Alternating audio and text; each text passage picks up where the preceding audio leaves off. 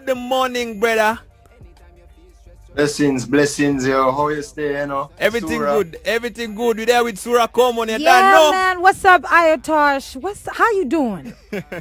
I'm good, you know. I'm in good spirits. How are you guys doing? Good, Love the good, energy. good. Yeah. Thank you very much. Thank you very much. We are so happy to have you here. And everybody, you need to tune into the website, www.vybezradio.co.ke. Iotosh, you look like such a calm, chill dude when you have your specs on. There's no Goliath, no, Jack and the Minster, the monster, there's no Goliath. It's just looking relaxed. Look like you've been reading some books before you hopped onto the Zoom. Had your morning tea, Herbal tea? Yeah. Yeah. Yeah. That's my mood. I'm chill. I'm very chill right now, you know? All right, so welcome to the show officially. All right. Welcome to the show officially. This is Iotosh. Like we've just played you, Zach Jones, a record called Lonely. But for the people who are listening in for the first time, kindly, brother, introduce yourself to them and just give them a little bit of genesis, how you started out, as an artist, as a producer. Of course, we're going to be jumping into details regarding that. But just introduce yourself to all the Kenyan massive them who are locked in right now. All right. Big up everybody in Kenya. That's the first thing. My name is Iotosh, as you guys hear, I'm a producer, I'm an artist, I'm a songwriter, I play instruments, I'm 23 years old, and I'm just out here making music, that's my thing. Yeah. How about a little bit of background of, where you grow, which parish you came from, a little bit of history regarding, of folks, if you have any siblings, probably mentors in the business, such stuff like that. Yeah. I was born in Kingston, Jamaica, born and raised. That's where I've been living all my life, Got into the music when my mother bought me a little cheap Casio keyboard, and from there I just fool around, kind of started to learn it as an instrument, and then throughout the years I took on other instruments. I learned how to make beats, Fruity Loops on your computer. Yeah. And I've kind of just been doing stuff like that ever since, Yeah. So according to Iotosh, what's the difference between a beat maker and a producer in your own words? Oh, that's kindly a good describe question. it to us. That's a good question. So a beat maker is really a composer, and it goes into the idea of what is music really. Music is really two parts. It's the person who writes the song and it's the person who writes the music. You see what I'm saying? So when you make a beat, you're doing the music part only, so you're a composer really. And a producer is the person who puts together the entire process to get that end product, So nowadays a lot of people get the term confused because a lot of people who produce are making their own beats. The producer is also the composer, but sometimes you don't have to compose to be a producer. True. You know what I mean? Yeah. They're exclusive of each other, So just like a man like DJ Khaled, he's a top producer, but he doesn't necessarily make all the instrumentals that the songs are on. Yeah. He has the vision and he puts it together.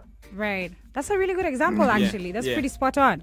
So when it comes to beat making, we see videos these days, guys sampling all kinds of things. They go record the birds in the morning, or they record the ocean wave, or, they record a funny noise that they make with their armpits or whatever. So what is like the funniest thing that you've ever sampled to then make a beat? Like, what's the weirdest thing you think you've ever sampled to make a beat? You guys are asking some really questions. Thanks. I would say the weirdest thing I sampled was a pigeon. Like the bird pigeon. That's like a I'm trying. I don't know if that's it's a pigeon. It's a bird. I'm not sure if it's a pigeon, but it makes it sound like a hoo hoo. Nice. Yeah, sample it in a song that I produced for projects that should be coming out sometime soon. So I guess I can say that, That's Yeah. cool. Yeah, it's really cool. I can't wait for you guys to have it and play it and hear it, Definitely. Very. I love it. I want us to talk about 354. your record that is playing everywhere right now. It's going and I have crazy. it on Dubplate. Yes, of course. Heno. Heno with the Dubplate. Love it, love it. So, you know, the story is like I said, David and Goliath kind of storyline, Jack and the Beanstalk with the monster. And I wanted to know, like, what inspired you? Who was the monster in your life? Who was this Goliath? What were you going through for you to like put the lyrics down for this song? Because maybe it even happened a long time ago. We don't know. Tell us. Yeah, well, that song was actually finished from like 2019. I've had that song for at least 2 years.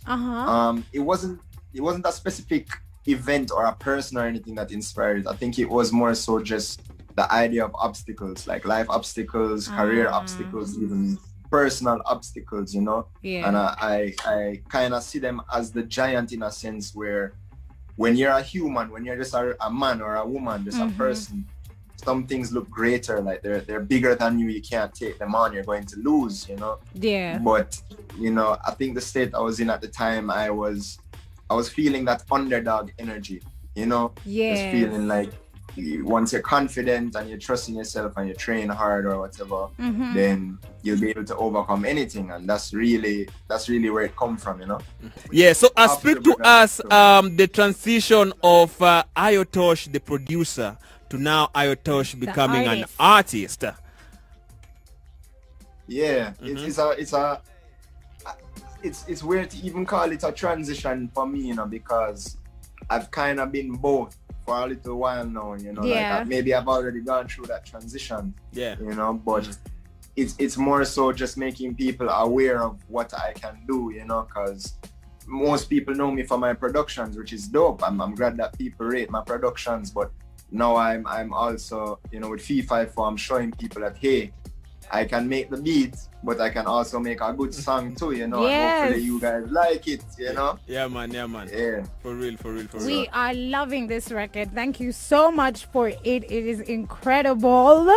Now I want to know, obviously, even when you released this record and you had other singles that you released before, you work with a lot of artists, you've produced for a lot of artists. Have you ever like written a song or you've done a production and you're like, okay, this one maybe it was for Protoje, maybe this one was for Lila Ike, but actually I want this one. I think I'm gonna keep this one. Yeah, I've had something similar to that. For on Protoje album Self Defense, you know, I produced that song, but I also wrote the majority of it, and I had it as a song for myself initially, you know. But then, you know, I was really thinking about it, like, I'm not ready to put this out for a while. It's not finished completely. Yes. Maybe I should just give him and he can work it now. And it's always a weird thing because, you know, I write, I've written songs from the perspective of other people, but I mostly write from my experience. So it's kind of, it's different it's weird to write from your experience and give to someone because it's your story in a sense, you know? Right. But sometimes you just have to know that sometimes a story and the effect and impact it will have is bigger than you. Yes, you know? I like that. So it's like respecting the music. It can become its own thing. Some songs can grow and become their own entity. It's not even about the artist. I love it. Now, let's talk about Corona and COVID. Fee-5-4, like you said, you had it since even before 2019 and you released it now. Have you found that it's harder for you to write during COVID? Or have you been loving the solace? You're like, yeah, because other people can't bother me. I'm digs, I'm in the house and everything's going well. What's it been like for you? I have to give thanks throughout COVID because it could have been so much worse. You know, it really could have been so much worse. I've been, you know, fortunate enough to be able to just stay home. You know, like as a musician, I work from home, so you know, I didn't get it. It wasn't much different from my life prior to that. You know, but I do find myself making a lot more ideas in general. I do, you know, been playing on my instruments a little bit more. Maybe I make more beats in a month than previously. You know, I would write. I'd do more, but I don't think it's just I don't think it's like I'm more inspired, if that makes sense. It's just that I'm home a little more often, you know? Yeah, it's like more work hours, essentially. Yeah. That's exactly it, actually. So, your mom, like you said, she bought you that first Casio keyboard, which, by the way, we were all bought for. I hope my mom is not tuned in right now, because she's probably wondering, Susan, I bought for you. Why aren't you? Why are you not a producer? Why can't you play that piano all the way up and down? So, what does your mom think about music as a career? What was she like about it when you wanted to take it on full on professionally? You know, you're still a young guy. Does she tell you keep your options open? Huh? Or do you want to do entrepreneurship? Like, what does your mom think about all of this?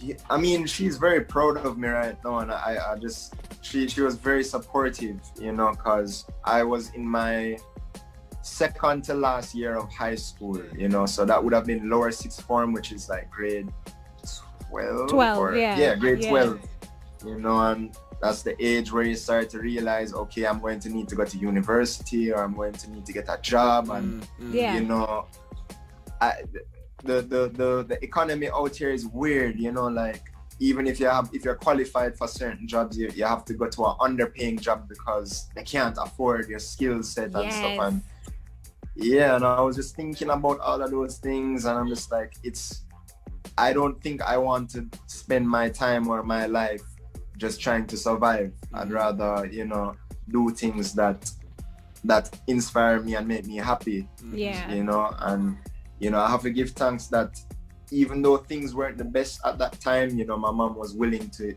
put up with me for a while, you know, like just say, okay, let's focus on what you're doing. You know, and I took that time, and I made the most out of it, and you know, now I'm reaping, in a sense, you know. Yes, it worked out. You know? Thanks, Mom. We're happy about this. So, brother, speak to us about, you know, the Rastafari faith. I presume you're a Rastafari. So speak to us, you know, the influence of Rastafari, you know, in your music, in your beat making, you know, also just interacting with a bunch of other Rasta artists, them, you know, Kabaka Pyramid, them, Protojes, them, you know, and the rest of the crew. So speak to us about that and how Rastafari has influenced Iotosh, you know, to be Iotosh right now, the producer, you know, and the artist, you know what I mean? Right, so that's a huge influence on my life, you know, because it's really my father. My father is a Rasta as well, and you know, a lot of the teachings is him kind of passed them down to me, you know, and it wasn't in a way that was like strict, you know, it wasn't a disciplinarian thing where them say, okay, just follow this blindly. It's like, you know, him kind of show me little lessons where maybe I didn't understand at the time, but as I grow up, I start to realize the value in these values, you know? And, you know, being around, or not even being around, because, you know, I was listening to Protoje and Kabaka and Chronix them before I met them, you know? And just the messages in their music, you can see how it's relevant to real life, and you can see how it kind of gives you a better understanding of why things are the way they are around you. And of course, you know, you do your research into them and you start to learn about, you know, their belief, and it kind of further reinforced what I was learning before from my father. You know, so it's a really influential thing on me. You know, a lot of the values them from Rastafari I take and implement them into my own life. You know, and it gives me a understanding of the world that I'm glad for. For real. So will we have like another solid project on Fee-Fi-Fo? Oh, sorry, will Fee-Fi-Fo be part of a solid project coming out, probably an EP, an album, a mixtape? We don't know. Can you kindly give us a Vybez radio exclusive? Yes. Yeah. Hey, you know, you are basically telling me my plan. You're in the know already. Okay, we don't know all give us more details regarding our plan, because we are telling you your plan, now it's our plan. So give us more details, please. All right, well, I will say this. I'm definitely working on a project. It's not an album. Okay. You know, it's a shorter project. You know, Fee-Fi-Fo will be on it. Nice. And there will be a few other great songs, in my opinion, you know. Some cool features. Ooh, Nice. okay. You know, All right. I won't give away much more than that, though. You know, I'll send you in the DM one of these days. Do you have like a name or something? Yo, Iotosh, you have to give us some, brother. Maybe You have to give us one some, that you're man. certain of, one. And Yeah. you can tell us it's a collaboration with one person you're certain Or even of a that name will be or there. something. Come on, fam. We're squeezing it out of you. I'll give you a name. You know, of course, you know, a good collaborator of mine. You know, JLL producer. Oh, who nice. produce. Jazzy Leezy. Yes. Yeah, just the leaves. You guys are familiar with these words. Yeah, yeah. You know? Yeah. You know, that's the safest thing to tell you, the producer, not the artist. Not the art. We see you. We see you. That was smart. We see you. It's fine. You got us. Yeah, You deserve yeah. that one. Now, I don't know if you guys had like touched on this. Probably you've mentioned it or talked about it in your emails. But there's a conversation of dancehall trap that's happening a lot now. Yeah. Some people love it. Some people can't stand it. Some people are like, this is destroying dancehall. Yeah. So what do you think about it? You're a younger artist, I would say, but you are Rastafarian faith. You know, you obviously would love One Drop and dancehall and all that influence. But do you like dancehall trap? Do you like the direction it's going? Would you collaborate maybe even with hip hop artists on your upcoming projects? All right, so for sure, I can see the value, and I can get most genres, you know? Yeah. Like, just as how I would understand jazz and funk and stuff, I'll definitely get with trap, or I can get with even the dancehall trap fusion. Okay. It's not the sound of the music that is something I am too, like, I'm open to the sound, like the sound of the music, but when it comes on to content and the lyrics and stuff like that, that is really where maybe I would differ, Yeah. you know, in terms of the messaging of stuff. So of course, you know, dancehall from a long time have, you know, gun lyrics and violence, and some of the things them can kind of be a bit sexist, Yeah. you know. Yeah. But you know, that's also, the music is rooted in the culture too. So I'm not going to be a hypocrite and say that it's the music and it's the artist them. I think it's just a reflection of what's happening in reality. Yes. Would I collaborate with a dancehall trap artist? It depends on their values, maybe, you know, because music industry, you don't really know people much on a personal level. It's just the music, you know. Yeah. You know. So it would have to be a vibe that fits with what I talk about, which is just like, you know, living good with people. That's my thing. So if a man, all him talk about is bad living and killing and them things, then I can't relate to that, you know. Exactly, I like that. For real. So do you have any other project that you're working on in terms of production, not just as Iotosh as an artist? Because of course you've worked with, you know, Chronics, you've worked with the Protoje, we've worked with Lila Ike and the whole gang. So is there any new artist that, or any artist that you're working with right now, in terms of project-wise, or a single that we should know of? There's quite a few things. I'm always kind of busy, you know. Yeah. I'm trying to give you guys the info, but I don't want to compromise myself either, you know. I mean, I can tell you, uh-huh. You know, I'm working on some stuff with Protoje at the moment. You know, a lot of the works that I'm working on. Oh shoot. Sorry, are you guys hearing me? Yeah, we're good. It's good. Sorry, just got the low battery notification. But yeah, working on some stuff with Protoje. A lot of my focus right now is on the releases from my label, which is Soundting. You know, so I'm working on a project with one of the artists who is Kyrax, big friend of mine, an amazing artist. Nice. Working on a dancehall project with him. You know, I'm doing a bit of work with Lila right now, Lila Ike. Yeah. Zach Jones, anything with him? Oh gosh, how could I forget Zach? I feel so bad. Zach's project is on the way. Yeah. You know, Lonely been spinning everywhere. Yeah.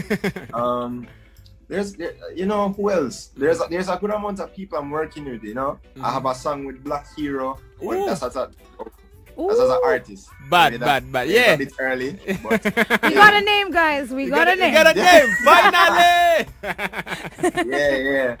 But All right. trust me, there's a lot to come for the rest of the year and moving forward. Nice. Yeah. Now, obviously, with COVID restrictions and everything, you've been in Jamaica, you've been in Kingston, but as soon as you can get out, as soon as you can break out, Yeah. where are some of the places you would want to go to perform? Yeah. Obviously, I'm hoping you'd like to come to Africa.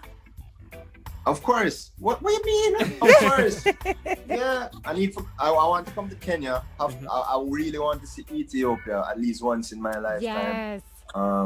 Possibly even like Nigeria, Egypt possibly.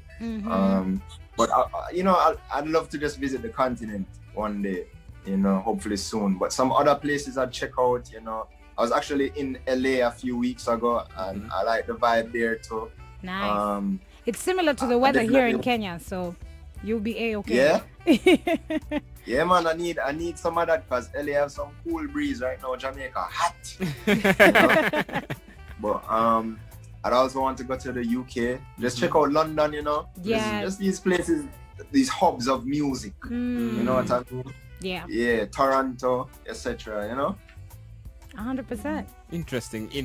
So we have talked about the music production, beat, family. What have we left before we leave you to continue with the rest of your day, brother? Sports. Yeah, We sports. need to ask you about sports. Actually, the next segment that we usually do just before we end the show is all things sports. Of course, the Olympics is happening right now. I'm sure you're excited for the track events because Jamaica's be doing some things. They be racing over everybody and everyone. But football, what is your team? This usually is a deciding factor. If you pick the wrong team, we might take this video down. No, I'm joking. Yeah. We might just cut you off right now. Wow. We're big on sports. We're big on sports here on Adrenaline. Yeah, so football, what is your team? Which team do you support in the Premier League? The Premier League, my side, I am a die-hard Reds fan, Liverpool. Oh my God! I didn't expect that. Am I team that? Yeah. Heno is so happy right now. He's a Liverpool man. Yo. And I've gotten most of the interviews you've done, most of the fans have been Manchester Liverpool. United. No. I've been happy. I've been lucky. But now Iotosh is Liverpool. Yeah. I think that. Yes. Which side do you support, Sura? Manchester United. Nah, The Manchester Red top. Devils. Them have a bag attack. Them not do nothing yet. But We were higher than you in the tables. Please, Treshimiane. No, this is how you see how heated it gets. Yeah, before it gets personal. Trust me. Yeah, We just have to prove it in the standings. You guys need to win a league, Exactly. It's been a while. It's been a while, Manchester. It's been a while, okay? You guys are about to hear me and Iotosh fight live on air. Yeah. But yeah, brother, thank you very much for passing through. Any parting shot, say when you put out the next single, the whole project, we're gonna be inviting you again to come and speak more about it. At least we've gotten some couple of exclusive, Black Hero, working with Lila Ike currently. We have squeezed in some, but any not per se last word, but any words to the Kenyan them listening in for the first time to Iotosh, what do you have to tell them? People just take care of themselves in these times, It's a very hard time and it's easy to kind of let go in a sense, Just keep on holding on to the things we believe in, and take care of yourself physically, mentally, emotionally, 100%. spiritually. For most people, just take care of yourself and try and maintain. Yeah. So we're gonna end with 354, brother, and we're gonna be putting our mics down. You can just introduce it for us. Then we just press play on it, man. Hold on, I think the video just freeze. Repeat, please. Oh, we want you to introduce Fee-Fi-Fo. We're just gonna play it as we close the interview. So give us an intro. Take it away. Take it away. Right. Take it away. Drum roll. This is Iotosh, and Fee-Fi-Fo, play that tune there. All right, brother. Thank you very much for your time, guys. Make sure you follow at Iotosh across all the platforms and support the artist, support the producer. Very, very young, and definitely here on Vybez Radio, we got you, brother. If you have anything that you knew, say the Kenyan massive them need to listen to, let us Sura know. and the Heno are the, you know, We the people got them if you need to link, yeah. So sure, I'll have you guys on speed then. nice. All right, Have brother. an amazing day, Iotosh. Everybody check out 354. Go on socials, make a lot of noise about